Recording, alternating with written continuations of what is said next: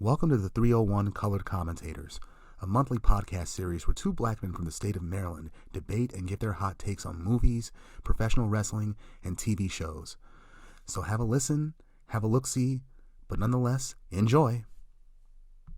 Hey folks, what's going on? How y'all doing? Yeah, 301 Colored Commentators, we're back in the building. Happy New Year, even though the cutoff point for that is probably long past. Yeah. This episode number 9 for season 2. We've got quite a bit of funny ones for you today. Well, funny to me anyway. We're going to be talking about, well, actually, this one's not funny, actually. The Iron Claw, the 2023 biopic about the professional wrestling family, the Von Erichs. Yeah, very good film. Yep. Yeah. Very good film, actually. I was quite impressed. We're going to be talking about the 1993 Royal Rumble, where the main event was Bret the Hitman Hart versus new coming heel Razor Ramon. Good match. Man was a bully. Yeah. We're going to talk about that. Yeah. And lastly, we're going to be talking about the Amazon Prime series, which only ran for one season, unfortunately. Shame. Riches. Yeah. Good show. What you been up to, fam? I don't know, man. It's been a new year. It's been 26 days since the new year. Yeah, I've been laying low, man. Just doing my thing. Yeah, how about you? What's it called? Doing my thing as well too. I had been hitting the gym hard in November and December, but I had to quit for the first 2 weeks of this month because one, the promise makers were in there. All them new people that are going to be crowding the promise gym, makers, thinking that they're going to get built and buff overnight.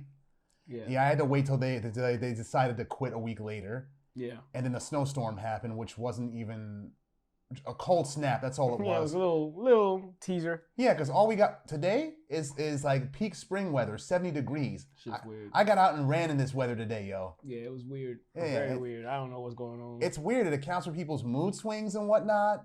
And it's like, if you don't believe in global warming, come to the DMV. Come to Silver Spring. Yeah. We got all 4 seasons in the span of a week. Huh? Yeah. I don't think any. Well, I can't speak for everybody else, but for the most part, I'm willing to bet that we have one of the few cities or areas that has like the most turbulent weather patterns in the country, man. Because it's never stable. It's like, never at all. It could be like sub-zero temperatures today, and by morning it's like crazy 70s or something like that. Insane. Yeah, like all the snow that came was melted. For the most part. It has. And just a few days ago, it was here. We had rain a few days ago, and now you think Storm from the X-Men was somehow here, only she works faster. Ha, right? Mm-hmm. Shout out to Storm. Indeed. Mm-hmm. What else have I been seeing? Jonathan Majors. I think we didn't speak about this the last time, though, but... No.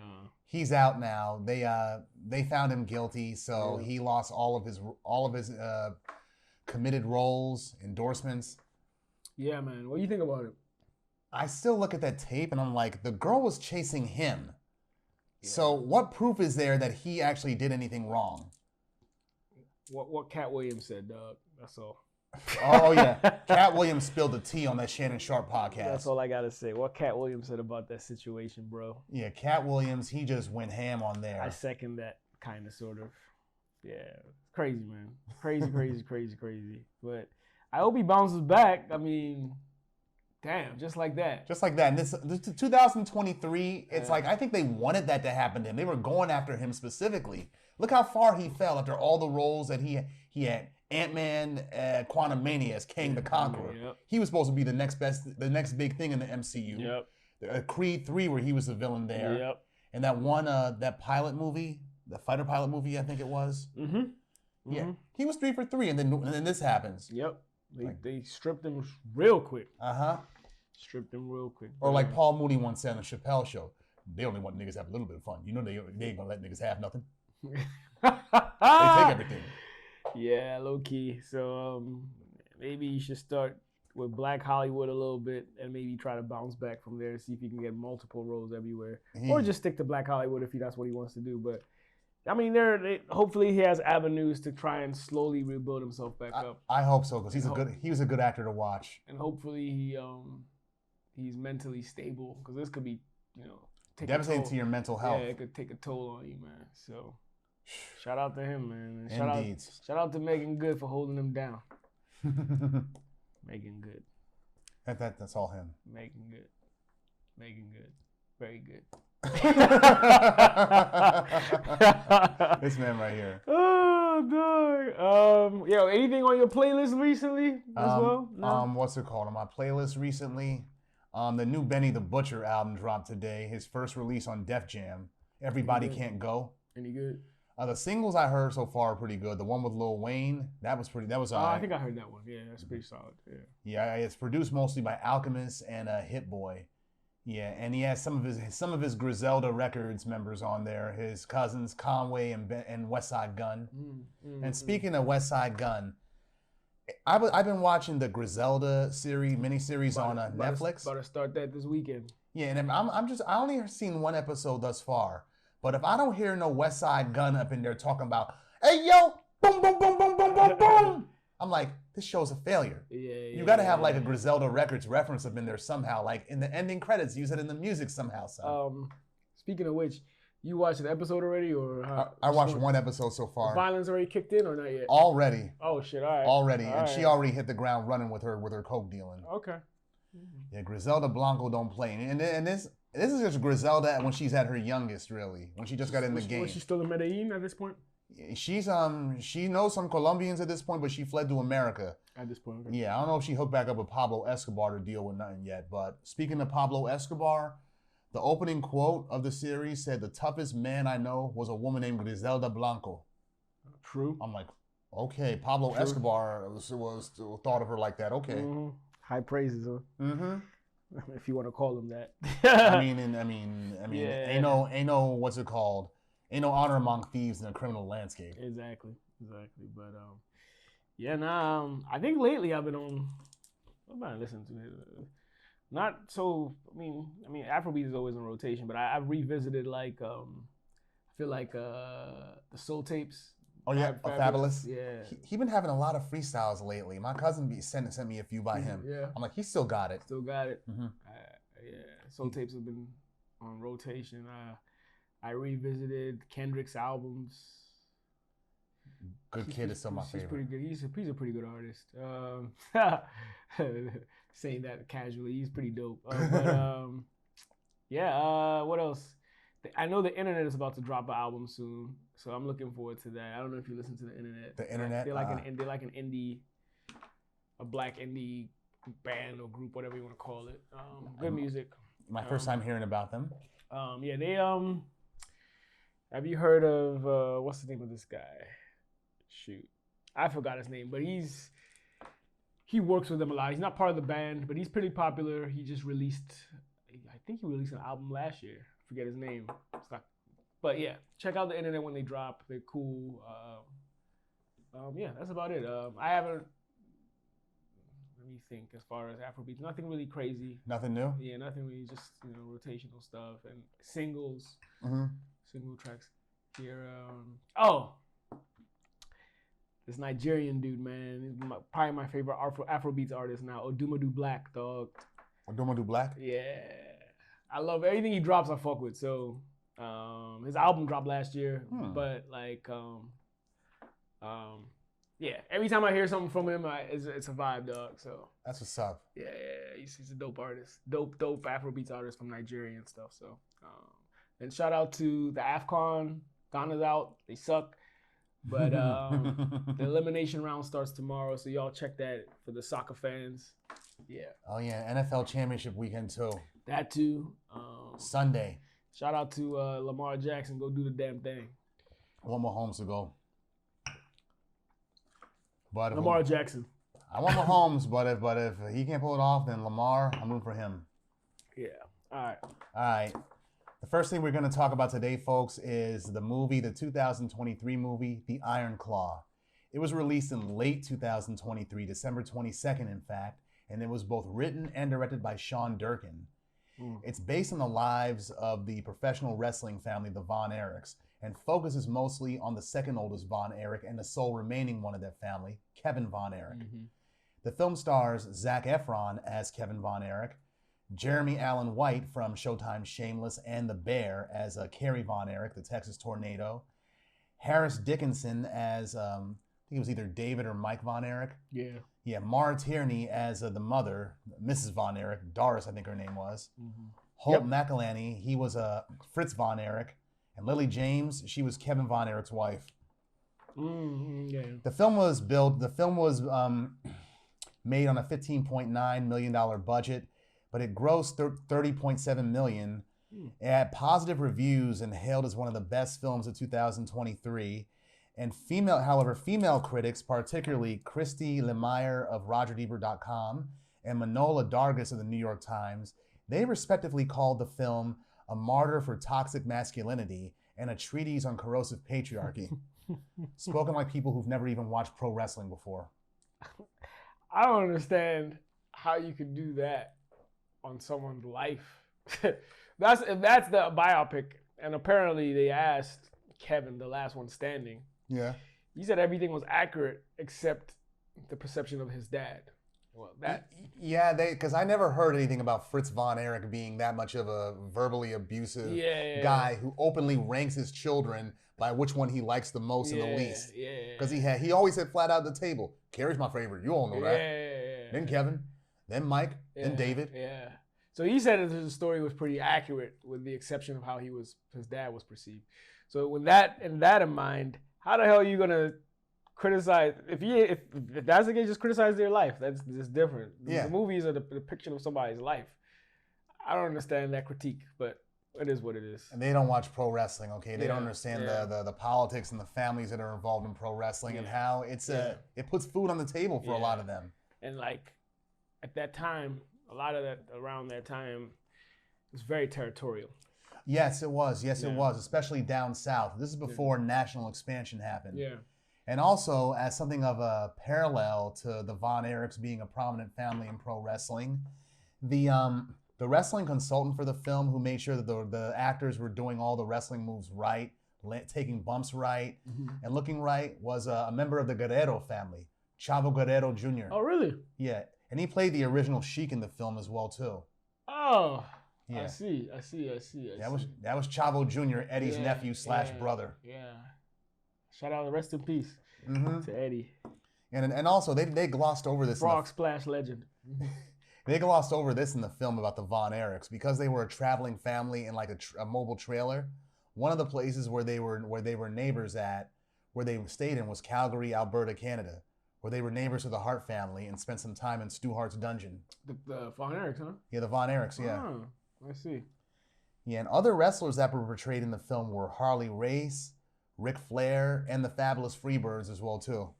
I didn't know the context of how renowned Harley Race was. Yeah, in the territories. In the territories around that time. By the time it expanded to become a national thing on the WWF.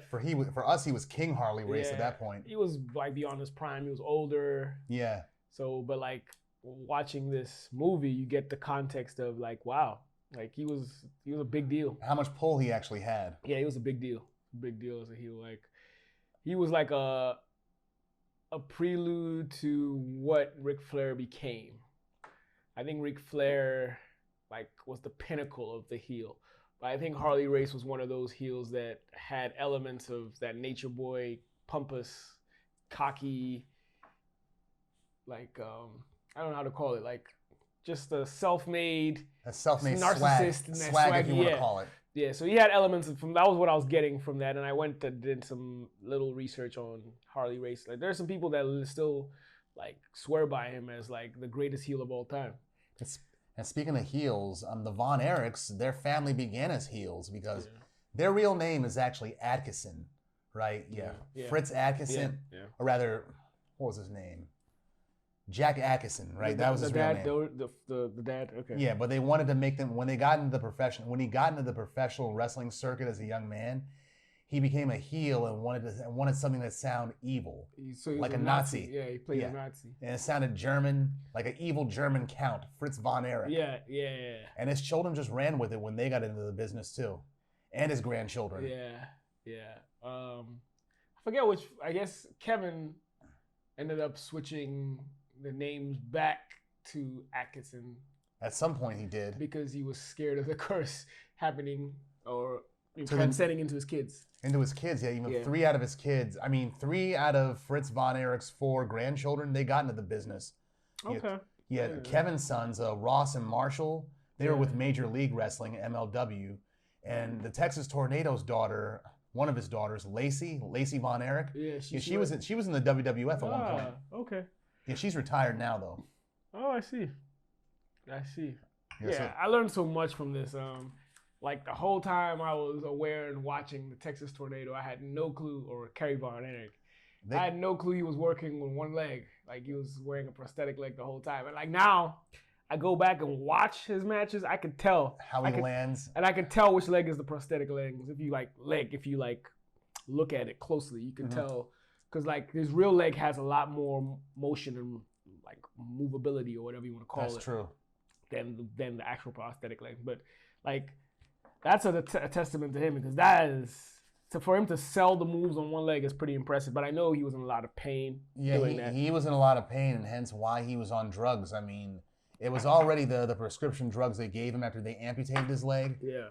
But that got exacerbated once he got bigger in professional wrestling and got to the WWF, which was the Cadillac dealership of professional wrestling back then. Yeah. Because he got more money. He was a champion. Yeah. And he was openly doing cocaine. A lot of the guys knew he was doing drugs. Yeah, that's one thing I learned about them. And I also listened to some takes of other wrestlers that, had worked with them or had been around them a lot. For some old wrestlers, they have a not so, I guess, empathetic to some extent, but not so empathetic at the same time, not so bright or clear or good image of the Von Erich kids. Apparently they came across as like pompous, rich they ain't no rich kids. Yeah, rich kids that because their dad from the company, the WCCW World Class Championship at one point Wrestling. they were making good money, so like they came across as like kids that were doing bad things, like always getting caught DUIs and like caught with drugs, but because of their dad's name in wrestling, a lot of it was swept under the rug until they couldn't sweep it anymore. It's sort of like what we talked about this earlier in the season, sort of like what Grizzly Smith did with his kid, especially Sam Houston. Yeah. He got God knows how many DUIs, but because Grizzly Smith was tight with a lot of Texas bigwigs and whatnot, he was able to get them swept under the rug. Exactly. And the Von Erichs, they're Texans too. Exactly. So it's similar, and that's basically how Kerry lost his leg. Like he got stoned and drunk one day. He went on his motorcycle, got into an accident. He went on a motorcycle barefoot, and I don't know how you do that. That's crazy. And I don't know how you wrestle bare feet. Look at Kevin Von Erich. Yeah. They said that he wrestled barefoot because somebody hit his boots from him one night, and he decided to wing it, but it worked out, so that became his trademark. I see. Yeah. And Zac Efron, now I'm convinced that he can act. He was good. He was good as Kevin Von Erich. Yeah. When I first started watching the movie, I was like, why the fuck is he Kevin? Yeah. Because he was Diesel. I was like, I thought Kerry was the most ripped one, but I mean, he was bigger. He was bigger, but pause. But Kevin was also like well put together. Pause as well. He was. But, yeah. And Kerry, his physique, he looked good. He looked good. At one point when he built like a Trojan warrior and shit. Speaking of warrior, he kind of modeled his costume, his wrestling gear after the Ultimate Warrior. The boots, the way they look, just like the Warriors. I think also part of that was also the hide. Hide his prosthesis? Yeah. That also does. Yeah. Because it said that he would go in the shower with that one boot on. He didn't want people to know he had a prosthetic leg. And one of the people that he did feel comfortable with taking it off in front of and shooting the breeze with was Rowdy Piper. Oh, I see. Yeah, Piper's one of the few people who actually saw Kerry without that prosthesis on. Okay. Yeah, and the film, one thing I like about the film is that it explores professional wrestling during the pre-corporate age. That is, when regional live events were the big money makers and television was largely ignored. This is before McMahon came along and expanded everything. Yeah. Because, and speaking of that, the match between Kerry Von Erich and Ric Flair, for the TNA title back in 1984 at Texas Stadium, this predates WrestleMania. And at the time, that was the biggest wrestling event ever. 45,000 people showed up to that event. Is that where he fought Ric Flair? Mm-hmm. Where Kerry fought him after Mike died. Yeah. Mike, no, I'm not David. I'm sorry, David. David, that's the tall one, right? Yeah, he was the one that died of the ruptured intestine in Japan. Yeah. People say it was drug related. No, I don't believe that. I don't want to believe that. Yeah, you think it was natural? I think it was natural. Yeah, based on the history about him throwing up blood before he went to Japan. It's like you had some problems that you didn't want to deal with. Yeah. And the way the film made it out to be was that Fritz basically told him just to be a man and persevere. You don't need no doctor. Yeah, they made his dad seem like an asshole. Yeah, like a douchebag. Yeah. And they made his father like a verbally abusive asshole who missed his shot at pro wrestling, so he wanted to live vicariously through his kids. I think that's partially true, but I don't think, from what I'm hearing, I don't think. Not to this extent. Yeah, not to this extent. Yeah. But I think David, the tall one, had the brightest future of the whole. He was professionally. He had the brightest future. I mean, Kevin and Kerry looked good. Yeah. But David, he had charisma on the mic. Yeah. Kevin never had that. Yeah. Apparently, he would have made a great heel and a great champion. Mm-hmm. And he was big. He was big, not necessarily like but not necessarily like ripped, built, but like tall. Like magnanimous style. Yeah, he was tall. Yeah, and he was not the first of the Von Erich children to go. Actually, the first one to go was the firstborn, Jack Jr. Yeah, the only brother that knew him was Kevin, the second born, and Jack Jr. He died in a freak accident. He touched an electrical wire. Oh, yeah, got electrocuted, and then fell face down in the snow where he drowned. Yeah. Yeah, so he was 6 years old when that happened. Yeah, that's crazy. Mm-hmm. So then Kevin took it upon himself to be the big brother to his younger brothers. Mm-hmm. And here's some of the differences in real life, and between the film. They omit Kerry and Mike's brushes with the law, and they generally gloss over all the Von Erich boys' drug usage. Yeah, they do. They definitely avoid. Even though there are scenes where they can be seen clearly taking performance enhancement drugs, and Kerry is seen indulging in recreational drugs at a bar. Yeah. And also the one brother, the youngest brother. Their cases with incidents with the law were drunk driving and drugs, yeah. And they used to carry marijuana and stuff sometimes, right? Mm-hmm. And Kerry, that's partly why he killed himself, because he got his third strike. He was going to go to jail. Oh, at the time. Huh? Yeah. And he was also having suicidal thoughts, talking about he wanted to join his brothers, Mike and Chris, because they committed suicide. Yeah. And speaking of Chris is the youngest Von Erich and was the smallest one. He should not have been a pro wrestler himself, but he was not included in the film, not even made mention of. The reason for that was the filmmakers said it would have gone over the runtime, and this is the most bullshit reason right here, they said his story would have been too unbelievable. Never mind the fact that it actually happened. Yeah, it defeats the purpose. Stupid. Yeah, it defeats the purpose. Yeah, and they didn't even show him in the afterlife scene neither. That's true. They don't show him at all. Yeah, that's true. They show when Kerry gets there. I'll talk about that in a second. Yeah. Kerry gets there. He sees his three predeceased brothers, including his youngest one, his oldest one he never met. In the form of still a baby or whatever. Yeah, like a specter spirit child. Yeah. But it's like you see when he's crossing the river to get to his brothers, and he throws a quarter in the river. Mm-hmm. That's some Greek Roman mythology shit right there. Mm. The Styx River, paying the toll to Quran. Oh yeah, that's true. That's true. Yeah. That's true. That is Greek mythology. Both. They both. Both. Yeah. And also Gino Hernandez. Yeah, they showed Gino Hernandez in the film as well too. I think David fought him. Yeah, they showed Gino. He died too. Mm-hmm. Yeah, I remember him. But they show when they put the Iron Claw, and mind you, the title of the film, the Iron Claw, refers to the tornado. The wrestling move. The signature move that the dad invented. Yeah, the Von Erich, that's their signature move. Yeah. The Iron Claw, submission on your head to grab your head and make you pass out. Yeah. They showed them using that on Gino Hernandez in the film, and they show him tapping out to it. Mm. Now, mind you, tap outs did not become a thing in pro wrestling until the 1990s when the MMA started to get big. Mm. Yeah, no wrestler was tapping out before then. They were just shaking pain and then or go unconscious. And the ref was just raise their hand, like with the $1 Million Man when he put somebody in the $1 Million Dream Sleeper hold. The ref would just raise their hand 3 times, and if they couldn't lift it, it was over. Yeah. And also, what else happened?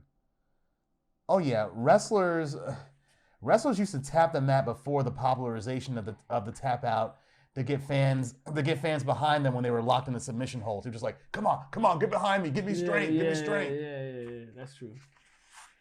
That's true. Yeah. So as of now, presently, Kevin Von Erich is the sole remaining Von Erich. Yeah. He lives in Hawaii and set up a ranch there, like a compound, for his family. Yeah. Looks very peaceful, very paradise-like. Mm-hmm. And in 2009, the WWE inducted the Von Erich family into their Hall of Fame. Yeah, the Von Erichs, they are, for me, they're the Kennedy family of pro wrestling. At least the previous generation was. That's a good comparison. That is a good comparison, or similarly, whatever. Similarly, metaphor, whatever. Yeah. Because it's sad too because they were talented. Yeah, they were. Like drug use. Mike Von Erich, who did not even want to be a professional wrestler, he just wanted to be a musician. The way the film portrayed it, his father just goaded him into doing it. And what happens? He gets injured so many times, including he has like a freak. I forget what they call it. A toxic shock syndrome. Yeah, toxic shock syndrome. Yeah, he dislocated his shoulder at an event in Israel. Mm-hmm. Yeah, got toxic shock syndrome and was in a coma and woke up with brain damage. Yeah. And he didn't want to live no more, so he swallowed a bunch of pills. Yeah, crazy. Yeah, Chris Von Erich, he suffered injuries in the ring too, and he should not have been wrestling in the first place. Yeah, he was too small. He wasn't built for it. Yeah. He was too small for it, and all them pain, all them injuries he took caused him to commit suicide. And Kerry Von Erich, he's the most famous one because he made it to the big leagues. He made it to the WWF. Made it to the WWF. But mind you, when he got there, they didn't want him using the Von Erich name at first at all. That's why they called him the Texas Tornado. Yeah. They didn't let him use the Iron Claw. He just used that spinning move where he just punches you. Yeah. But towards the end of his time in the WWF, they started saying, the Texas Tornado, Kerry Von Erich. And on his robe, it would read Kerry on it too. Yeah, it did. Yeah, they were teen idols, dude, especially Kevin and Kerry. The girls, they had charisma. The girls, Kerry did incorporate the claw. It just wasn't a submission. It was like a setup for the spinning punch or knockout punch. Yeah, it's like, yeah, and you just go against the rope and spin around. Yeah. Boom. Yeah. Yeah, the girls loved Kerry when he was in the WWF. They started to grab him. He would kiss a few of them in the audience. Yeah. So apparently that used to be Kevin in the 80s. Kevin also had a similar reaction from girls in the 80s. Yeah, he did. But apparently, I heard he was one of the stiffest of the bunch. They were all really talented wrestlers, but he was the stiffest one, apparently. Apparently so, and they looked like him. It looked like that in the movie, too. Yeah. And there are times in the movie where, even though Zac Efron was playing him, I thought that was Joaquin Phoenix at one point. Yeah, he kind of does look like him. It does, yeah. It kind of does look like him. Because when he got married to when he was flirting with his soon-to-be wife, wife, he was like, "Do you know how to flirt, dude?" Yeah. This girl wants you. Yeah, it was He was so serious, and literal minded. So green when it came to the ladies. It is, yeah. Ladies' interests. That was funny. I did remember that scene. Yeah, Kerry, I imagine he's the one that had the least amount of problems in that area. Yeah, probably. Of course, he was doing cocaine, so yeah. So his energy was high up there. Yeah, the pivotal scenes. Yeah, Fritz Von Erich, he was portrayed as an abusive patriarch. Yeah. The mother, played by Maura Tierney, was like very dismissive of them. But after Kerry died, she grew apart from her husband, wouldn't make him dinner no more, and started going back into her pastime of painting. Yeah. But I wonder how true that was. Yeah, because even at Kevin's wedding, you notice that they still seem to have enough of a spark in their marriage to the point where he's like, let's sneak out of here and get a room, babe. Yeah. Because most people's marriages are not like that no more. You get married, the passion dies. Yeah. Unless you work at it. Yeah, Will Smith and Jada, take note. Wow. Yeah, but Kerry Von Erich, he won the Intercontinental title when he was in the WWF, beat Mr. Perfect for it. Yeah. May they both rest in peace. It's SummerSlam 1990 in Philly. Yeah, that's right. Good match. The Philadelphia Spectrum. Yeah. I remember that. It was a good match. They had a little bit of a feud. I think Perfect ended up above because he was the last holder of that feud. He was, yeah. And he ended up beating Von Erich regaining the title back later in that year before 1990 ended. Yeah. So, yeah, and then after that, they didn't really have very much use of Kerry. Like, he just kind of fizzled. No, he fizzled. He became like a mid-carder, and then because of his drug issues and an arrest he got, they later let him go. Let him go, yeah. And he fell into a depression after that. Yeah. And, like, I think his wife left him, too, because... Yeah, she did. Because of the law. Too many incidents of the law and drugs and shit. And he asked her, will you wait for me until I got out of jail? She told him she wouldn't. Yeah. And that probably contributed to his suicidal mind state. Yeah, that's true. But the Von Erich grandchildren, like I said, Ross, Marshall, and Lacey, they kept the name going in the professional wrestling business. And in part to show that they are not, that whatever curse there may be for their family, it's broken with them. Yeah. I don't watch wrestling anymore, so I'm not sure what kind of impact the second generation, or should I say the third generation, had in the business. But yeah, those boys were a big deal, especially in Texas. Remember the fictional Von Erichs they would try to have, like Lance Von Erich? Yeah, I heard that failed. That failed miserably. Yeah, they had like three. That failed. They had three other ones. One of them was like their cousin or something like that. Yeah. Mm-hmm. One of them was supposed to be a brother to Fritz Von Erich, but none of the fictional Von Erichs ever panned out. Ever caught on with fans. Yeah. They knew. It's like, we know a Von Erich when we see one. Yeah. Like certain wrestling families, you know they're related because if one hits big and you see some others come out there, it's like you know that they're related by how they look. Yeah. The Harts, the Armstrongs, the Mulligans. Yeah, that's true. That's true. Even what's his face looks like Savage. Lanny Poffo. He does. They look alike. Yes. They actually look alike. He's just very soft compared to Savage. Savage was very intense and he was very chill. And when he had a beard and a mustache going on, he looked very much like Randy Savage. He did, because Randy Savage is rare. Actually, I never even seen him without a beard and a mustache. When he was younger, being a baseball. Yeah, that was the last time I saw him like that. Yeah.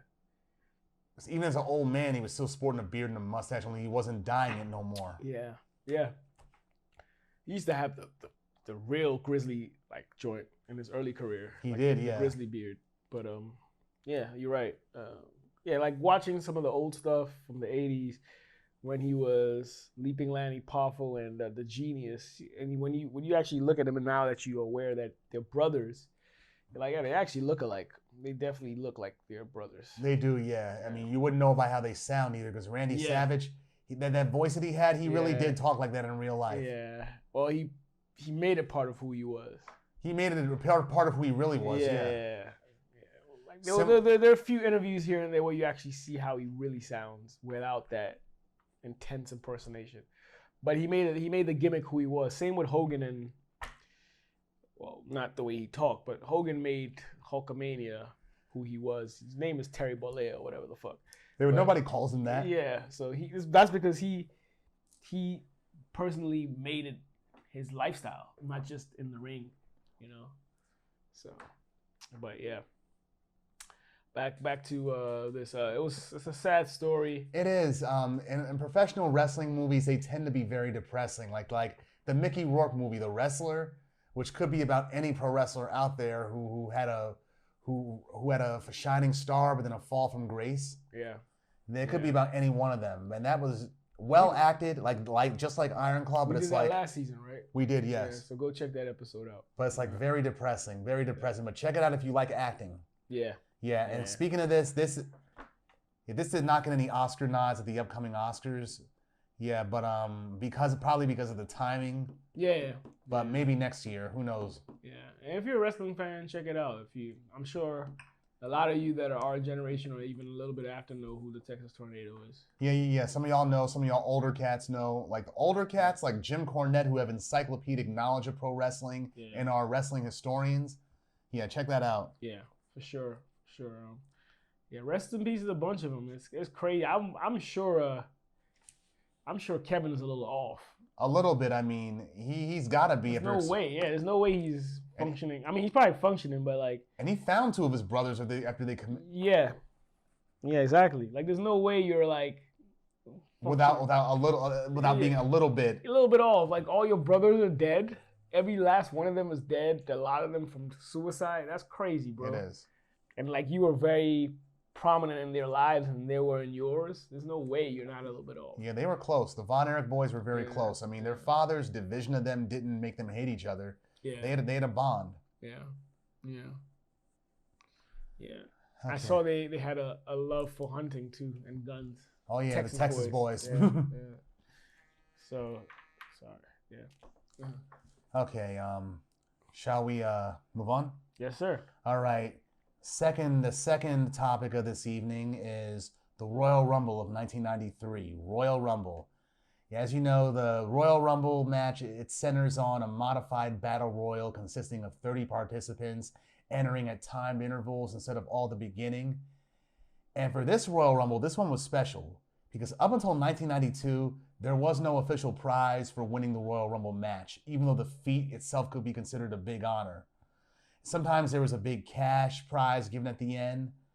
And at last year, the year before's Royal Rumble, the 92 Royal Rumble, the stipulation there was the winner of that one will become the WWF champion. Ric Flair won that one. Greatest Royal Rumble of all time. Okay. Yes. But this year, the 93 Royal Rumble set the standard for all Royal Rumbles to come. The winner of the Royal Rumble from here on gets a title shot against whoever the WWF champion is at that year's WrestleMania. Yep. Yeah, so at this point, the Royal Rumble, it became a very integral part of the road to WrestleMania. And to tie into our previous topic, this event happened a few months before Kerry Von Erich killed himself. Yes, it did. He killed himself in February of this year. So like a following month after this, yeah. So, It did. And this was the 6th annual Royal Rumble and took place January 24th of 1993 at the Arco Arena in Sacramento, California.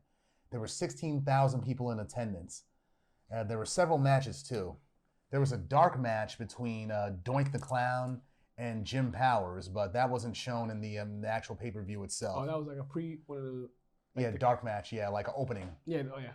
That's what I meant. That's what it means. Okay, dark match, okay. Yeah, and the, okay. Who won that? Doink? No, yeah, Doink won that match, actually. Because Jim Powers sounded like a jobber to me. At that point, yes. Yeah, I'm surprised he was even still there. Because Jim Powers, he was with Paul Roma as the Young Stallions. Yeah. But they weren't even all that prominent of a tag team. They were jobber tag teams. They were. Yeah. Okay, the first official match was the Steiner brothers against the Beverly brothers. Guess which one of those tag teams are actual real brothers? Yeah. Yeah. Yeah, the Steiner brothers against the Beverly brothers. This match, I don't remember the Beverly brothers having their theme music having that much of a hard rock theme to it. Yeah. It felt more like synthesized and soft most of the time. Yeah, and the Steiner brothers, they were new to the WWF at the time. They had jumped ship over from the WCW. Yeah. And they were known faces. So between them and the Beverly brothers, they had to be put over. Yeah. Scott Steiner, he stood out more during this match, and he beat either Bo or Blake Beverly with the Frankensteiner. Yeah, that's how they won. Yeah, they were. He didn't execute it well though. No, he didn't execute it well though. It looked like he landed like he could have broke his neck. Yeah, exactly. I noticed that. And this is the Steiner brothers, their first stint in the WWF. They were only there for about a year or two. Yeah. And they won the tag team belts twice. They came late 92. Was it late 92? Yeah, the late 92. No, they were in Royal Rumble 91. No, sorry, they were in Royal Rumble 92. So they came late 91. They were in Royal Rumble 91. They had a match against the Bushwhackers or somebody like that. 91? 92. Late 92, yeah, that's what I said. No, they were in the Royal Rumble in 92 though. They were with Ric Flair that he won? Yeah, but they weren't in the match. They had a opening match. A dark match. Yeah. No, I don't know if it was a dark match, but they were not in that year's WrestleMania. They were not. No, they weren't. But they were in Royal Rumble. Maybe they were even in Survivor Series 91. No, they were not in 91. We just covered that. Are you sure? We covered 91, the Gravest Challenge. We talked about that last time. They were not there.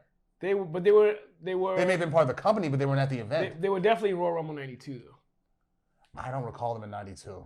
I think they fought the Bushwhackers. They couldn't have fought the Bushwhackers. Nah, they were all faces back then. You know why I know? Because I knew who they were in the UK. I knew who they were in WCW. In late '92, I was in Ghana. Late '92. Late '92. That's when they got to the WWF. What I'm saying, when I was in England, they were in the company. They were wrestling. I used to see them in matches. All right. Well, they must have been like what's it called, house shows and whatnot before, like enhancement talent. I feel like they were in Royal. I'll double check, but I'm almost positive they were Royal Rumble '92. I don't think. Yeah. All right. Well, we'll check it later. Yeah. All right. If you notice at this event itself, did you notice all those banners, the Ico Pro banners? Yeah, I started noticing it around then. Because it was part of that failed WBF, the World Bodybuilding Federation. Stuff. Yeah, that McMahon was trying to promote in '92. And I think that's part of how he got steroids. Like he got bigger around that time, man. Yeah. So I remember they were trying to promote the hell out of that joint. Every Sunday on USA, I would see all these bodybuilders. Barry something, the Flexing Dutchman. Yeah. This white girl named Cameo Newer, who all the boys in my grade who watched pro wrestling had a crush on back then. Who? Cameo. She was a chick that McMahon would be taking the photos with to promote the WBF. Off topic. What? For our current event. Vince is about to be canceled. He has a lot of money, so he might avoid jail time, but he's about to be canceled. Oh yeah. If you know, then you know. Yeah. I no need to get into apparently that there's like heavy evidence too, dog. Oh, yeah. Jesus. Yeah. From a former employee too. Yeah, I know. And there's like text and stuff. Text. Like information exchange. Why would you? Yeah. So they got him. Vince. They got him. Yeah. Vince, of all the, never mind. Crazy. Let us continue. Crazy, but yeah. Keep going. Okay, the second match was for the IC title match. Shawn Michaels, who was a champion, against former partner in the Rockers, Marty Jannetty. Yeah. But what's it called? What were we saying? Shawn Michaels, Marty Jannetty. Shawn Michaels and Marty Jannetty. As you know, they used to be the Rockers, one of the more popular tag teams in the WWF. In late '92. They had probably the most memorable. Shawn Michaels probably did the most memorable heel turn ever in Brutus the Barber Beefcake's barbershop. Yeah, keep going. Where he slammed Marty Jannetty through through the glass. This was the end. This was the end for me, and it sucks. What? But I feel like this was the beginning of the end of Marty Jannetty's career. And here's the thing: months earlier, when the heel change happened, they were supposed to start a feud right then and there, but they made it so that Jannetty got injured so badly during the barbershop segment that he had to disappear for a few months. Yeah. But the truth is, he had a drug charge, and the company fired him temporarily. So he didn't come back until the fall of '92 on WWF Superstars. Just out of the blue, just jumped out of the blue, right? Jumped out of the blue, and what's it called? Beat Shawn Michaels, and Shawn Michaels just does all this over-the-top stuff to look like he's getting beaten. This is the first time I saw Shawn Michaels run into a turnbuckle, flip, and slam his back into it. I think I agree. I think this was the match that kind of brought our attention to how athletic. I mean, we always knew him as a rocker. You said the Steiners. That's the Beverly Brothers. That's what I meant. I thought you were talking about the Steiners all the time. No, I was talking about the Beverly Brothers. Oh, the Beverly Brothers. You're right about. Okay. The Steiners. Yeah, the Beverly Brothers. But okay. But go ahead, Michaels. Yeah, Michaels. I feel like this was the first time I really saw like elements of how great he could be as a performer. He was always athletic and a great performer with Marty. I always thought Marty was the better wrestler of the two. Excuse me. Sorry, shout out to the beer. But also the one that carried the team for the most part. You thought Marty carried the team? Yeah, I mean Shawn would. Even Bret Hart mentioned that one of his takes on that team. But I think Marty was the more talented wrestler, just like pure wrestling. Yeah. But I think Shawn Michaels, when he went solo, I think he's one of the greatest wrestlers of all time in the fact that he was a total package of a wrestler. He was a great performer, as in like he could wrestle. He was hell of athletic. He had the charisma. He could sell as a heel or as a face. Yeah, he could sell, yeah. And he had his own niche. Like he stood out.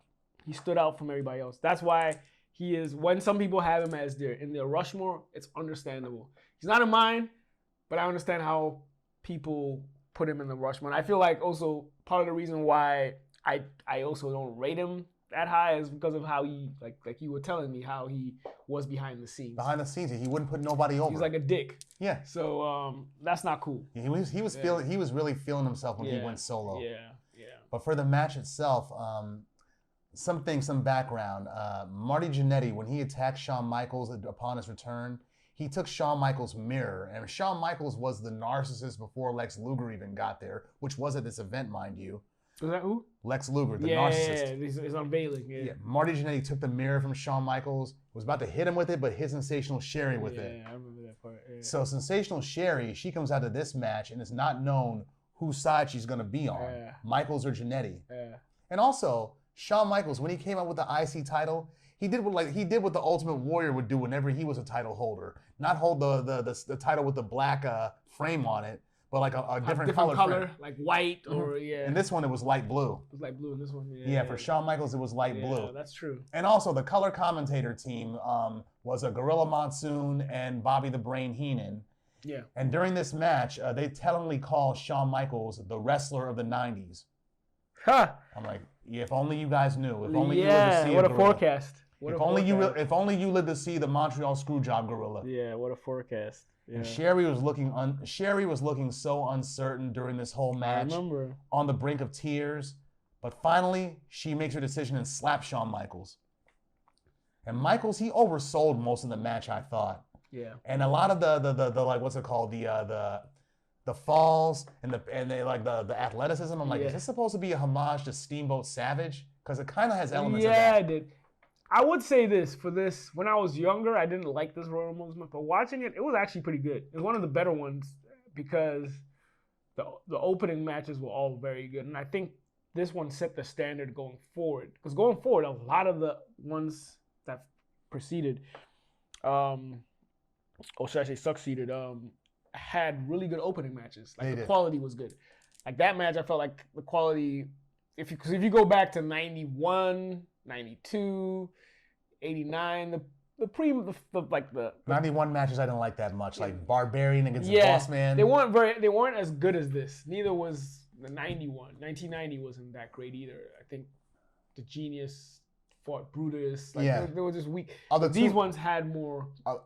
Of the two matches that occurred at this event, really, only two matches in this event actually had some build-up to them, really. Yeah. Just this and the WWF match. The Razor one, yeah, all these other matches, the Steiner against the Beverly Brothers. But for this one right here, here's how it ended. The Marty Jannetty got super kick, sweet chin music, and completely oversold it.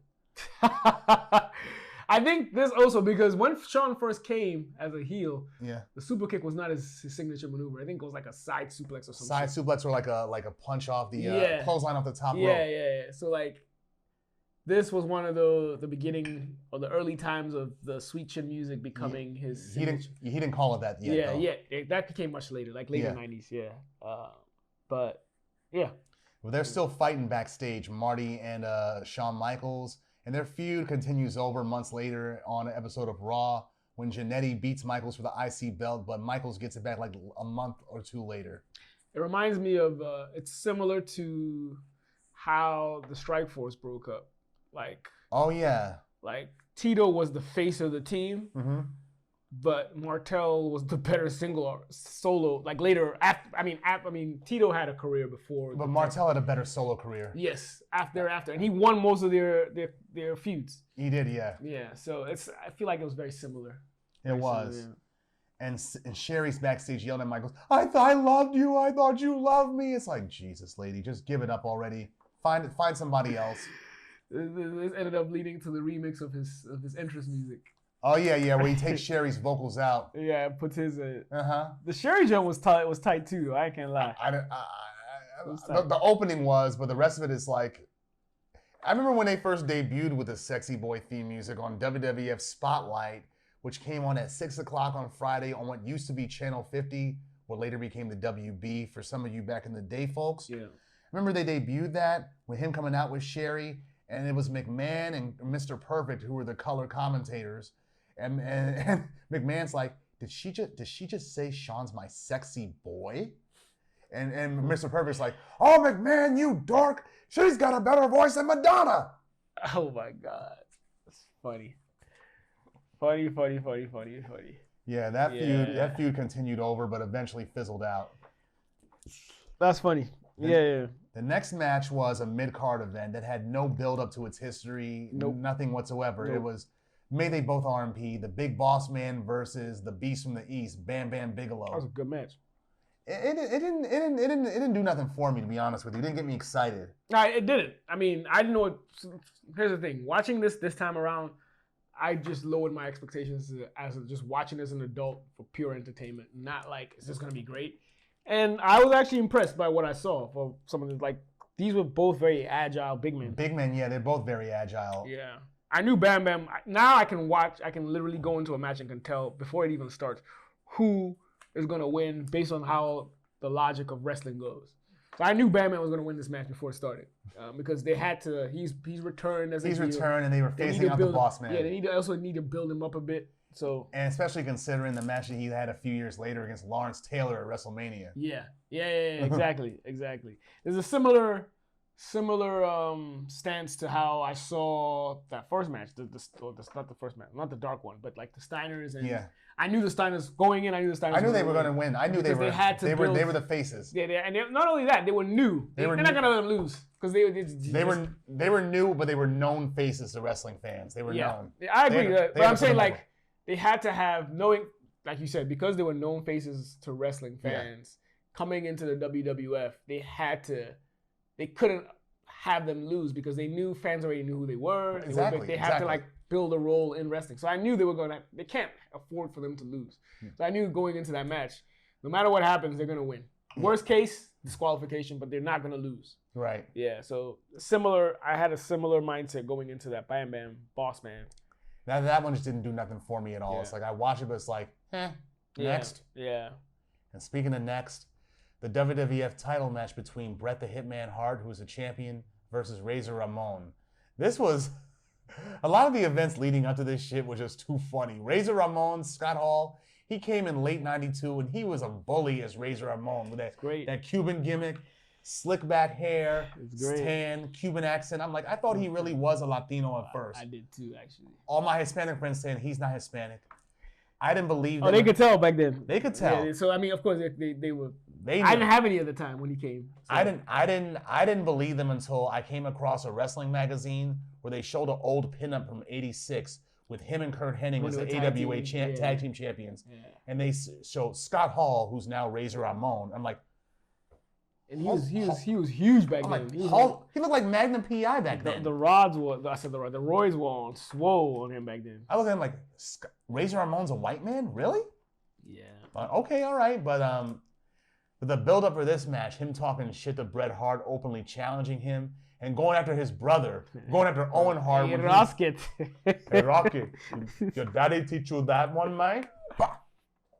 And then Owen, much to his credit, was going along with it, like effectuating all the choking sounds. Hey, yo, Rocket, tell your big brother, Razor said he next, and threw the toothpick at him. That joke was funny as hell, dog. Your daddy teach you that one, Rocket? He was great.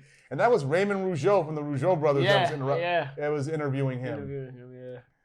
Yeah, fan sign. That was a good match. It was a good match. Stu and Helen Hart were in the audience too. Yeah. And somebody had this, oh my God, this is epic foreshadowing. Somebody had a sign in the audience that read, Razor suffers major heart attack. Wow. Damn. Wow. I wonder if whoever had that sign, I wonder if you knew how right you were. Yeah, that's crazy. He didn't suffer a major when he suffered 3 of them. Yeah. I wonder if Vince knew at the time that Razor was going to be such a big deal in the company. I didn't think they knew until they made him a face. That's when he had his most success. Yeah. He was badass. He was good. He was good. He was just great fun to watch. Yeah.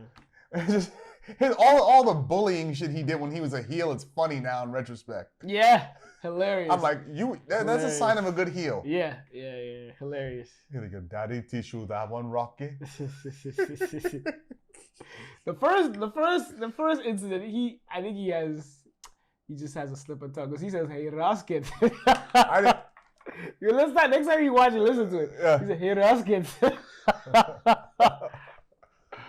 Hey, Rasket. But then after that, he says, "Hey, Rocket." Yeah, he tried to correct himself. Yeah. Your daddy teach you So that one, man. Owen, props to you for playing along. Yeah, dog. Yeah. Razor was great. Rest in peace, man. The next event is Bobby the Brain Heenan unveils Lex Luger. Also a WCW jump ship. Unveiled him as the narcissist. Such a pause moment by Heenan, but yeah. I'm like, this is the best you got for Lex Luger. And he's like, how can you compare ice cream to horse manure? I'm glad that shortly later, like a month or two later, before he even went face with that Yokozuna body slam, they dropped the whole narcissist gimmick. Yeah. Because I think they only brought him in because Kurt Hennig had turned face. Ric Flair was on his way out. Yeah. But he was on it. He left the next night on Raw after that match against Mr. Perfect. Loser leaves the WWF forever. Yeah. But that he was ready. His contract is ready. Yeah, it was legitimate. He could be let go. He wanted out, so McMahon let him go. Yeah, and at that point, he's like his purpose was like he didn't have any. He served his purpose. Yeah, his direction. He had no direction at that point in WWF.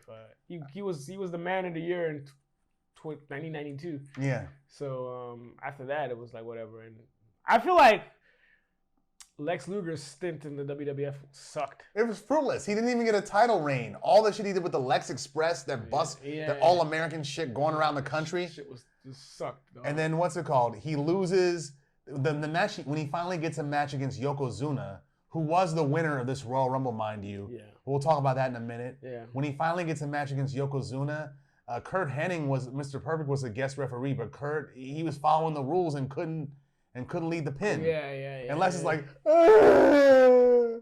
And then the next year he gets in a feud with Tatanka about who's a sellout, him, that was him dope. or Lex against the $1 Million Man. Yeah, I like that feud at least, but for the most part, I think he should have stayed in WCW. He should have, yeah. He didn't really have a place in WWF. He didn't go nowhere. No title reign at all. And none, right? Not even IC. Not even that. Yeah, not even that. Yeah. And then what was his gimmick? The whole thing in the metal plate in his forearm. Like, what? Like when he just punched somebody, and knocks him out. They get knocked out. And this is around the time they were just the beginning of the new generation phase. Okay. Yeah, because like what's it called? After this event, what era was that? Like year wise? It's 93. So I mean, like the generation. When does it end? 93 to 97. That's when Attitude started. Yeah. Okay.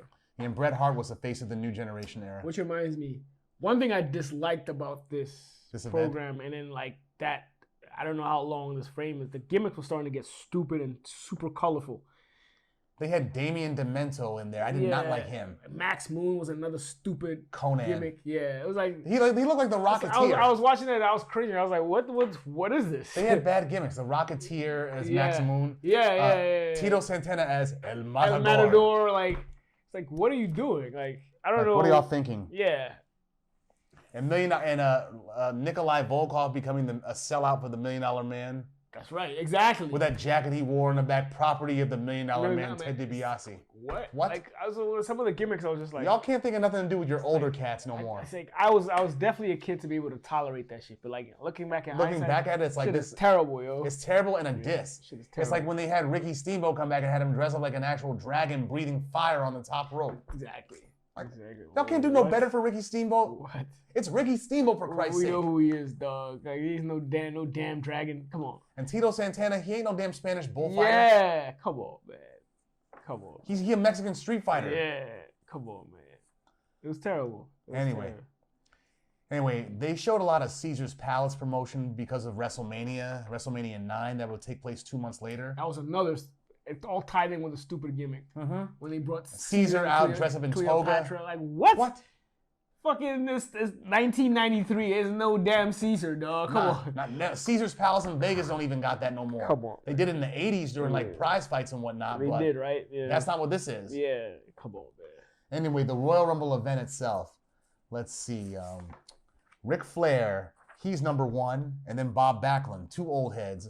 Yeah. And this is before Bob Backlund went crazy. Talking about, I have never eaten marijuana. I'm like, good for you, Bob. We'll make sure you get a cookie. We'll make sure it's Hey, late. dog. These Bamas are trolling. I've never eaten marijuana. Yeah, Papa Shango, he got eliminated quick. Max Moon, who's Conan, he was there. Yeah. Mr. Perfect, when he came out there, he got quite the standing ovation and got rid of Ric Flair. Oh, yeah. Yeah. The model Rick Martel and the Matador Tito Santana, they fought each other first time since they were Strikeforce. Oh yeah.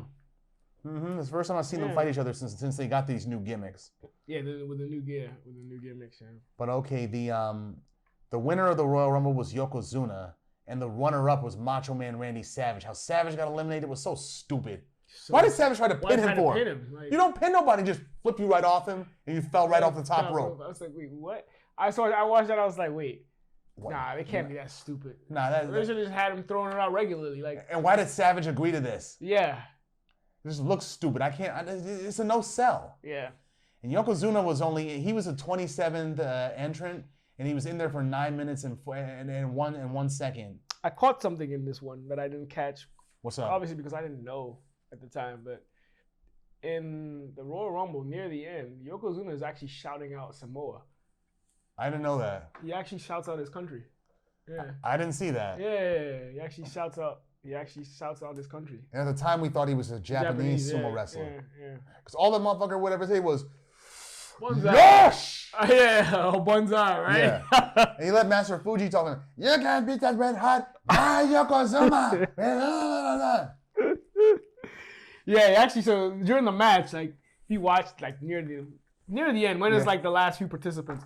I think it's just him at that time and Savage. Yeah.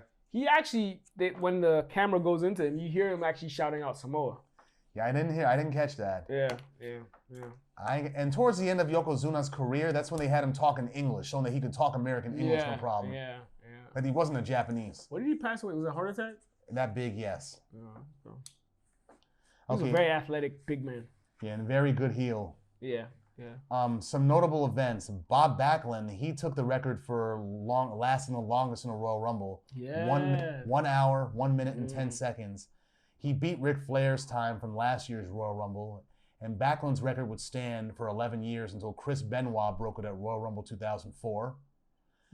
The Giant Gonzalez. Chris. Yeah, the Giant Gonzalez, he made his debut here at the Royal Rumble alongside Lex Luger. Another stupid gimmick. Yeah, he eliminated The Undertaker even though he was not a participant in the Rumble itself. Yeah, how they let that happen? I don't know. Fucking bodysuit with the hair. What? I was like, wait, what is? Why is he even dressed up like that? El Gigante Gonzalez. At this point, you're definitely just saying, kids, this shit is like stupid. And he was managed by that little ass Dr. Harvey Whippleman. Yeah, I'll give this event a 5 out of 10 because this is the first time where the standard for the Royal Rumble got set. Yeah. I like the Bret Hart Razor Ramon match. The build-up for that one was pretty good. Yeah. I liked it better than 91. Me too. It wasn't better than 90 or 92. 92, yeah. 91 because Hogan won. It's like, why? Yeah. And the matches for that one was, the WWF title match where Sergeant Slaughter beats the Ultimate Warrior. That's probably the best part of with lots of help from Randy Savage. Yeah, that was probably the best part of the entire pay-per-view. And what was it? Boss Man against the Barbarian. And the tag match, the $1 Million Man and Virgil against the Rhodes. And that was their last match. I almost didn't even remember that. Yeah, that was in there too, yeah. Where Virgil finally stands up to Ted DiBiase. Yeah, I remember that. Yeah, that was terrible. And then the 89 one. That was all right. I mean, I like that one better than... I actually like that one better than this. What were some of the opening matches outside of the pose down? What else was there? We did this like last year. We did this last year, yeah. But I forget what it was like. So do I. Yeah, I forget. But yeah. I remember Big John Studd won that one. Yeah, he did. The actual Royal Rumble was decent for 89. There was a women's match in there, wasn't there? Yeah. The Bomb Angels, were they in there? Yeah. I think it was either them or Sherry. Or the Golden Girls? The Glamour Girls versus the Bomb Angels. Nah. No. That wasn't it. But there was a women's match in it. I just don't remember what it was. Me neither. Yeah, there was a women's match. I think it was Velvet McIntyre against Sensational Sherry or some shit. Or something like that. I don't know. Velvet Mac. Yeah, but yeah. For me, you gave it a 5. I give it a 5. Yeah. I give it a 5.5, 6, just because the matches were good. Fair. But the gimmicks were terrible. The gimmicks just ruined it for me. Keep talking. Yeah, but best parts about this one for me, the Razor Bret Hart match was good for me. The way Yokozuna won it, I think, was a nice statement. So, to establish who he was. Like, growing up, watching wrestling now, in hindsight, I think he was for how big he was a very athletic guy. He opened the door. He opened the doors for like people like Rikishi Fatu, who's also very athletic. Fatu. Yeah. Fatu. Yeah. So in high school, when we was in high school, I remember when Rikishi came out by that name, people were often using him as a comparison to all the fat girls they don't want to date. Like, you're wrong. Yeah, they like, probably forgot. You want to date Fatu? That's Fatu. They forgot he was the head shrinker guy. He was, he just gained weight. Lots of weight. Yeah. Got a real big ass. Pause. But yeah, that was my favorite part. Maybe the Bret Hart match and then how Yoko won it.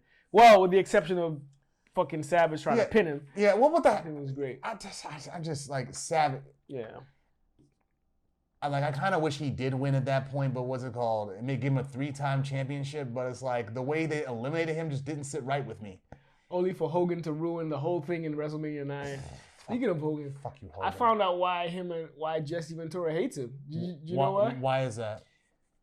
Back in the 80s, Jesse Ventura, before WrestleMania 2, tried to rally the wrestlers to boycott WrestleMania 2 until they get a union. A union in pro wrestling? Yes, which is the smartest thing I've ever done. I never even thought about that. And they said no. But the reason why it fell apart was Hogan ratted it and went and told Vince. What ended up happening was they tried to sue Jesse. They tried to kick Jesse out.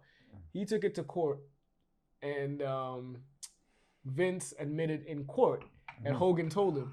Hogan denies it till today, but after that incident, Jesse never because they used to be cool. Yeah. Jesse and Hogan used to be cool, but after that incident, Jesse never trusted him again. I'm mad at him. I'm not mad at him at all. The reason why Jesse even came back, Jesse was about to be fired when he ended up going to shoot Predator. Vince didn't want him to do it. Didn't want him to shoot Predator? But through Predator, he was able to get a union's compensation and benefits through I forget the name of the Hollywood thing. The SAG? Yeah, one of them, exactly. Screen Actors Guild. So once he had that secured, he was like, fuck it, I'm going to come back to wrestling. And he did that for another 3 or 4 years. He was like, sucks for these wrestlers because they're idiots, which is true because if you had a union, they don't have to, there's no reason why you're wrestling 300 days a year. Like a union would not allow that. No, they wouldn't. And Vince knew the threat behind it. He knew that's why he disallowed it. Yeah. So once that happened, he'd lose more money. Yeah, Jesse said, but Jesse has no qualms with Vince. He's just very smart. So he knows Vince is trying to get him. He just takes it to court. So he joined a union through after he became an actor. Yeah, after he became an actor. Smart. So he has all his benefits and stuff. Smart. Yeah, and Predator was big too. Yeah, it was huge. But that's how his beef with Hogan started. Fuck Hogan. Yeah. And the reason he thought about it, he's like, why would Hogan snitch? He finds out in WrestleMania 3, Hogan made more money than the entire everyone that wrestled combined. I believe that. And he was like, that's why Hogan was not interested in, because all the money he was making. He was making money. More money than all y'all put together. Exactly. A union would not allow that. Exactly. So. Greedy motherfucker. Yeah, so it's interesting in like hearing about this. I'm like, do what you gotta do, but it's like, goddamn. Yep. Like wrestlers, they don't even make that much in the first place. Well, the guys who aren't at the top, they don't. That is one profession that definitely needs a union. It's like reminiscent of and what's it called? Medical benefits. Benefits. Yep. Medical a union will guarantee you get those kind of things. I mean, man just like runs until the wheels fall off. It gives me like vibes of like the Rockefeller times when unions started, like when people were being overworked and shit. Yeah, it was the whole purpose of how unions started. Yeah, they get them the benefits they need. Wrestling gives you those vibes because they don't. Oh, it's terrible out there. But yeah, off topic. I just a random share. I figured you'd be interested in knowing. It is. Anything, and it just makes me hate Hogan even more. Yeah, it's crazy, dog. Okay, and speaking of money, Yes, sir. On to our final topic, the Amazon Prime series Riches. Yep. Riches was a family drama / mystery that appeared on Amazon Prime on December 2nd, 2022. Mm-hmm. In December of 2023, however, the series was canceled, but the first season only consisted of 6 episodes. Mm-hmm. Abby Ajayi, she's the show's creator, executive producer, showrunner, and she wrote all 6 episodes and directed just 1. Yeah, she's of Nigerian descent and was born and raised in London, so a lot of what goes on in the series came from her experiences. Mm-hmm. Mm-hmm. The cast of the series includes Deborah Ayorinde, who I've only seen her once when she was in True Detective Season 3. Mm-hmm. She plays Nina. Hugh Quarshie as Stephen Richards. It's a Ghanaian name. Yeah. Sarah Niles as his wife Claudia. Brendan Coyle, Hermione Norris, along with Adeyinka Akinrinade, Ola Orebi, CJ Beckford, all Nigerians. Yeah. Neka Okoye, and Emmanuel Imani. Mm-hmm. All Nigerians or Ghanaians? Well, the only Ghanaian is Hugh Kwashi, but the rest of them are Nigerians. Kwashi. Don't pronounce the R. Yeah. Okay, Kwashi. Yeah. Okay, the plot begins with self-made millionaire Stephen Richards Kwashi suffering a stroke and dying. Yep. And then family secrets and lies rise to the surface, and the future of his multi-million pound, it's England, cosmetics business is placed in peril as the children from both of his marriages, his previous one and his current one, begin to collide. Yeah. Abby Ajayi, she calls her show a love letter to Black London and has drawn parallels to HBO's Succession. Yeah, I've even heard parallels to Dallas and Dynasty, those shows. Them too. Yeah. It's been called, and she said it's been thrilling to create the Richards family and to celebrate their opulence, ambition, and immigrant grit. 100. There's a lot to discuss during the show. The plot twists, the rivalries between half siblings, class divide, racism, colorism, and what they could have done. Racism in the UK, mind you. Yeah. And what they could have done for season 2. Yeah. Now, for Kwashi, he plays Stephen Richards. That's not his real name. The character's real name. Yeah. It's too anglicized for someone who's of Ghanaian descent. Yeah. Of course, I get why he changed it in order to fit into this world. Yeah. And because he probably figured that who put it best? I seen a Spanish immigrant put it best. I changed my name to something white sounding because I didn't want to die poor. But there's a slight possibility that that's his real name. Very slight. Here's why. Because in England, the Caribbean blacks? No, like even in Ghana, like because of colonization, there were, especially a lot of the Ghanaians along the coast, influence of the white settlers had them changed, like renamed. So possible. So there are still some Ghanaians, like the Fantis and some Ga along the coast that have last names that are very English because of the British colonialism. Influence. Yeah, colonialism. But they're not very common. They're there, but they're not as common. So there's a slight possibility, but more than likely what you're saying is true. Yeah. That he changed his name so he could fit in, and it's more. Yeah, his company is called Flair and Glory. It's a black beauty product company. Yeah. Became a multi-million-pound company eventually. Yeah. And Richards, much to his credit, he was a strong advocate for black-owned businesses. Yes. Yeah, and to add to that, I found that interesting that his first wife was the brain behind them. Yeah, she created the company. She created the company, yeah. And his first wife, he's got kids, Nina and Simon or Cy with her. Yeah. And they're Americanized. They're Afro-American. Yeah. So they were raised, well, at least they went to school here. I know Nina apparently got her MBA here and stuff. The one who plays Nina, Deborah Ayorinde, she was born in England, but she came here when she was 8 years old. Got it. Okay. But you can still hear a slight British twang in her voice. Yeah. And the guy that plays Simon, he's an African Brit himself. Yeah. Even though he sounds American. Yeah, a lot of the actors, like you can tell, I think they're England centric. A lot of them are. Yeah. But yeah, you're right. And then even with her, the fact that she was raised here, because England was the colonizer, there's still a lot of close ties with the English. So her accent being still, I anticipate that she still goes to the UK because she has family there. Probably. So that makes it. Like my sisters have all English accents. They live there. But, they live there, yeah. Yeah, but yeah, that probably explains why they sound the way they do. But I thought this was a well-written show. It was better than I thought. Anthony put me onto it actually. Yeah. And after the first episode, I'm like, okay, I'm here for all this shit. I want to see how this ends. Yeah, my girlfriend actually put me on this show. Like rich British Nigerians. So, my girlfriend likes these shows, so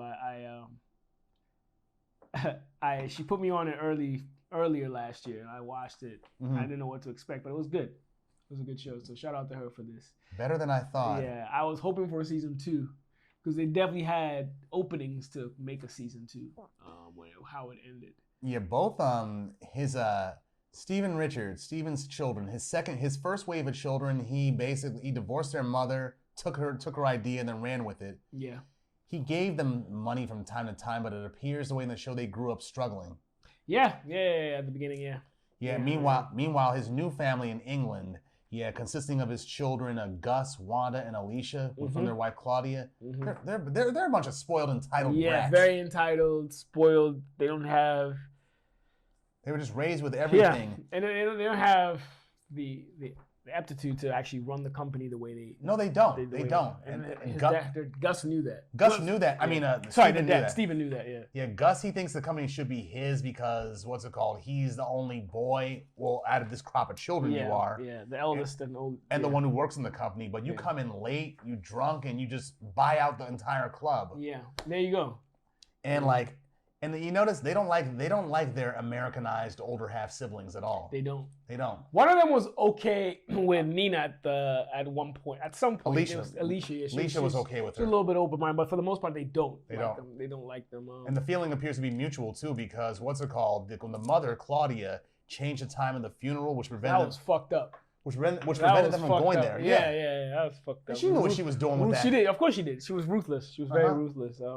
But even though they didn't like their father in the first place, it's like, we still want to just go there anyway. Yeah, exactly. Pay their respects. But the father, he kind of got his British children back, saying, okay, my American children, they're gonna run my company. Yeah. But my blood children, all y'all still get a piece of my money when you turn 40. Bottom line is he didn't trust his English children because they were very spoiled, entitled, where he knew Nina was very qualified. Yeah. She has the experience. She has the temperament to run it well. And it was shown before they came to England that she was vice president of the company. Yeah. And she proved that when she ran her father's company, she was no nonsense. Knew what the fuck she was doing. Exactly. She had the temperament, the right attitude. Like, you guys are department heads. You need to come in on time, not whenever you want to. And Gus was not giving those vibes. No, he wasn't. Even though he wanted that position, he wasn't giving those vibes. I remember one point when he went for an interview, and several interviews. Yeah, he saw the resume. He was like, "What was it? Junior CEO." That just means you're just your dad's puppet or some shit like that. Or what's it called? Why you want to leave your company for, knowing that it's going to be profitable in the next few months? Yeah. So there was just a lot of red flags they could see through his CV or resume, whatever you call it. And there's also the issue of colorism in the UK as well too, because the company very similar to here. Yeah, the company Flair and Glory, a lot of their models, they talk about this during the show. Yeah. A lot of the faces of the company are mixed race models. Yeah, light skinned women. Yeah. And there's a lot of ambiguous races and stuff. Yeah. And mind you, in England, you see that a lot when certain female actors of color from England go big, like Thandiwe Newton, Sophia Okonkwo, Georgina Campbell, she too, yeah. Carmine Jogo, all of which have a white parent and a black parent, right? Yeah. And that's kind of what they're alluding to with this as well too. Yeah.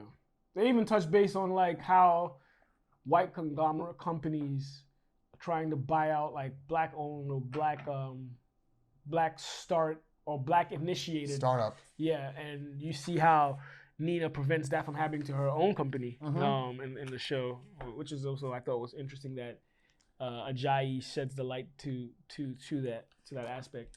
And you see when they announced who was going to be the fresh face of the company, They showed it was going to be a dark skin model. Yeah. All the light skinned girls just walked the fuck out. Boom. I was like, yep. Like, fuck this, we Yeah, gone. I remember that. I'm like, you just proved their point entirely. Exactly. That was crazy. And Richard's Steven's secretary, the white girl, Maureen, she was devious.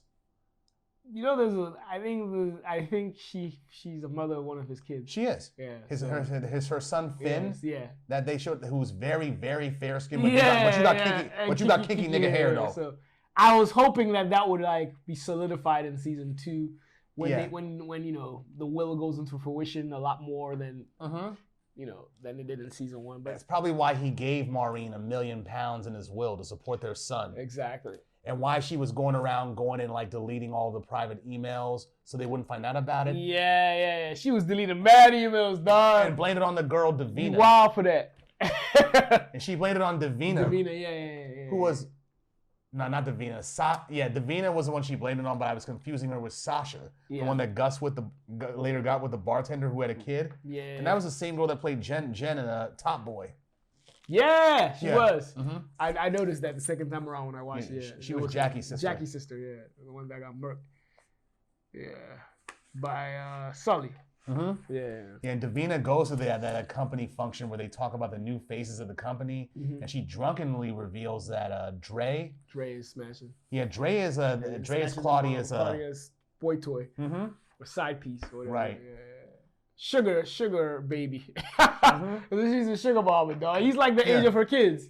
And then when Gus finds out that Dre is banging her mother, Gus punches him out right there. I'm like, dude, learn from your American brothers. Don't fight in front of white people. Yeah, straight up. Nina's just like, what just happened? I mean, Nina herself, in regards to her personal life, she gets matched up with this Irish Persian dude named Rishi. Yeah, the rich dude. She calls him Asian Romeo. Yeah. And it turns out his father was like a silent investor with Steven in Flair and Glory. Yeah. And Claudia, that bitch is devious. She wild as hell. She one of the best characters in the show. Yeah, she's like, you just can't trust her. Yeah. She tried to manipulate the shareholders to vote Nina out of the company. Yep. Yeah. Yep. That didn't. And she almost had Nina at the beginning sign rights to the company, and she kept going off. Nina was like, fuck that shit. Nah, I'm gonna run this now. And then what's his face? The dude Dre was like, all you had to do was shut the fuck up. And she was like, wait, you can't talk to me like that, which means, Dre, you ain't hit it right enough, dog. You was digmatized. You digmatized her. She would have been like, you're right. You ain't do it right, dog. And it was fucking around. And it was Nina and Simon's mother, Otis, who voted in favor of selling the company to like those white folks. Ultimate. Yeah. Exactly. Yeah. I forgot about that. Yeah, that's true. And did you notice also that in the Richards household, in the England household, they got a bunch of white servants in there, and they all look pissed the fuck off like they gotta serve black folks. That was great, dog.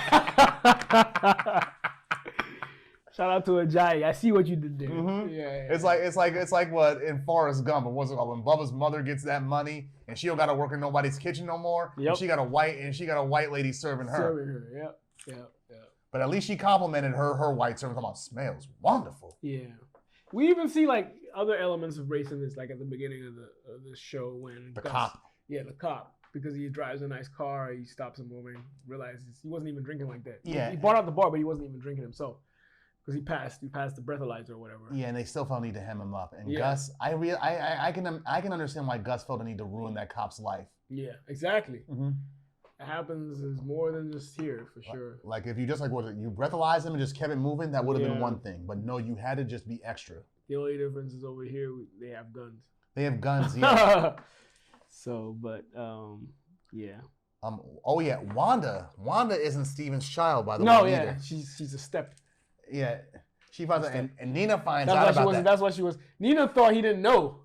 No, sorry, not Nina.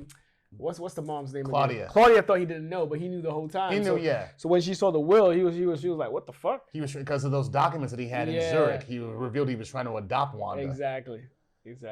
Yeah, what's it called? She blackmails Claudia with the info on how to stop the sale for that. Yeah, exactly. And also, there's more racism in the UK as well too.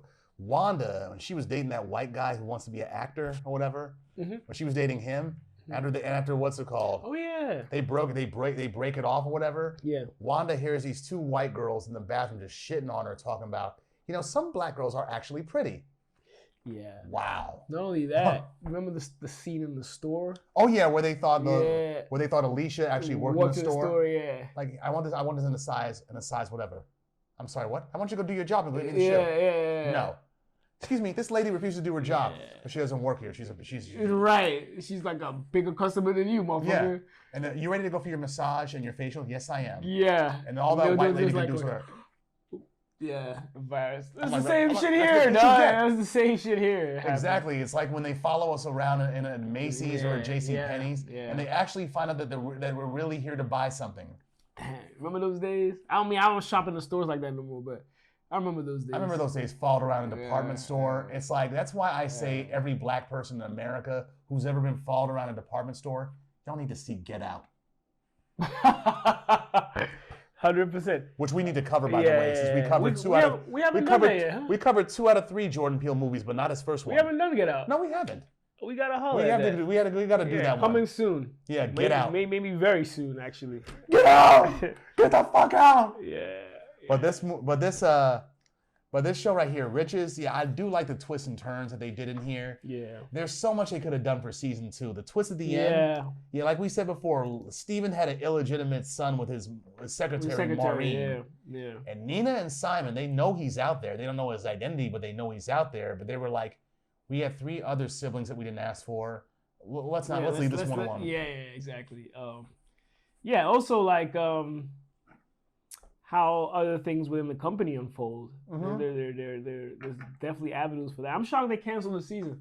Hopefully another entity network might pick it up, Netflix or something. Because there's definitely a lot. Yeah, it definitely has potential to grow. Like, it's good. Because they left a lot of things on a cliffhanger too. Like the cop that Gus, whose life Gus ruined. Yeah. He goes after Gus's new girlfriend, Sasha, the one with the kid. Oh yeah. When she's just going to the bathroom in that club. Yeah. And just basically threatens her, but we never see what comes of that. What happens thereafter? Yeah, I forgot about that. That's a good scene. And at the end, we do see that Claudia, she actually is more welcoming of her husband's other children, and they get along with their siblings now. A little bit better, yeah. So. And also the white guy, Gideon. The one that stole the money. He was the real perpetrator in the first place. He stole money from their company, right? Yeah. And by episode 4, I was like, okay, he's got to be the thief. I remember you said you saw it early. In episode 4, because I'm like, he's too goddamn helpful. Yeah. And you up here talking about this, the colonizers are always it. You always gotta suspect, dog. Can't trust them. You can't trust them. So. But I thought Riches was a really good series. Well written, well acted out. Good. I reckon it's a black Succession. It's a black Succession with elements of Dallas and Dynasty, but very more black centric, like you said. Yeah, man. I recommend it. I haven't seen anyone that has watched it that has disliked it. Everyone has kind of like enjoyed it. Yeah. So far as I know, we're the only 2 people I know that have watched it. I know maybe 2-3 other people. They also enjoyed it. Well, I'm putting people onto it now, so we got something to talk about. Yeah. Y'all go check that out. It's a good show. Yeah, man.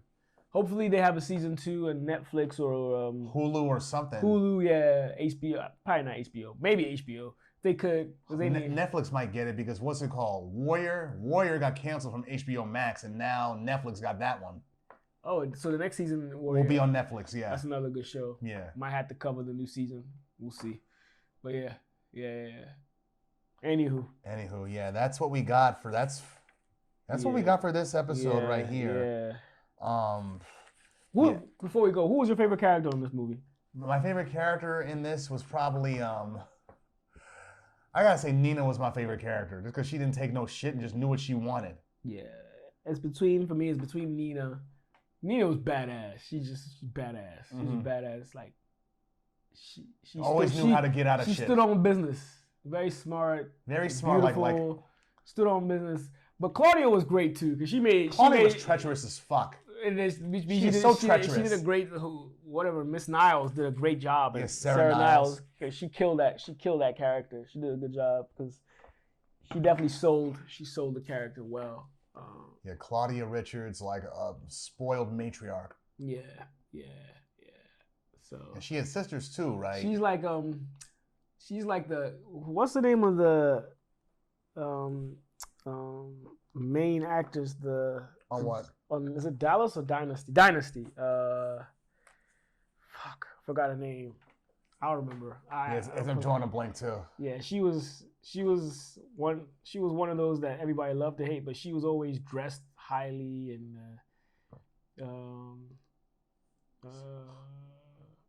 not the new one, the old one, original. This one, Old one, the original, because they redid Dynasty. I'm talking about the original one, the 81, the 81 from the 80s. There was one character that she was Top badass. cast.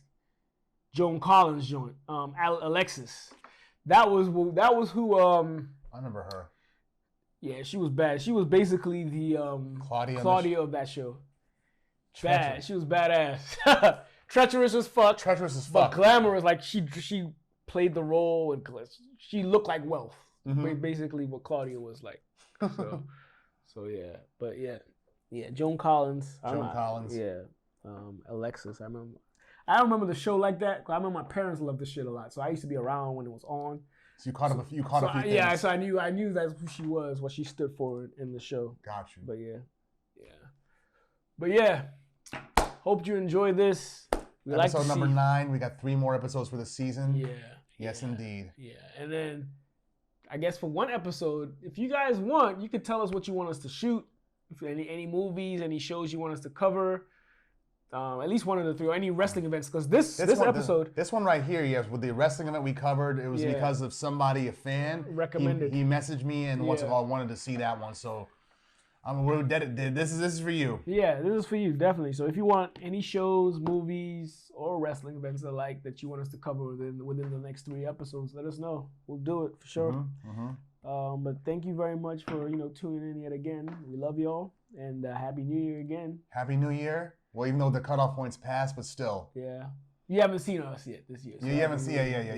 You haven't seen us colored folks. Yeah. Commentary coming clean. Mm-hmm. So yeah, love always, and like, comment, subscribe, circulate, and comment. Indeed. Give us your feedback and what you thought about these shows.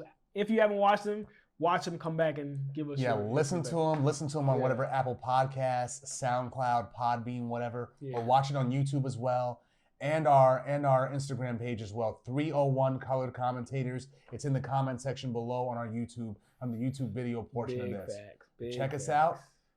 Here all day, every day, son. Holla at your boys. Peace.